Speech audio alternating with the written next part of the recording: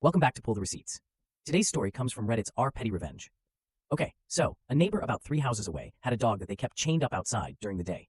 When he left the house, the dog would begin barking and not stop for hours at a time. It had one of those high-pitched, whiny barks, and working from home, I found it impossible to concentrate. After a couple of days of this, I walked around to see what the situation was. I saw the dog chained up and looking stressed. I dropped a note in the letterbox just to say I was stressed about the dog, and did they realize it sat in the backyard barking all day. There was no change. So I went around to see if I could catch the neighbor, which I did as he was driving out of his driveway. I talked to him about the dog, and he said that's just what dogs do. When I protested, he told me to fuck off. Okay, mate. Let's see. So I got my beach fishing rod, removed the hook, but left the 2 large lead sinkers on. At about 2 a.m. on Friday night, I walked down and stood behind his side fence, which backed onto bushland. I then cast my beach rod, so the sinker hit the top of their corrugated iron roof and rattled down. The noise would have been deafening inside that house. I reeled the sinkers back in, and then recast them again about 10 minutes later. He eventually came out the front and started walking around with his outdoor lights on. I waited for him to go back to bed, and I did it again.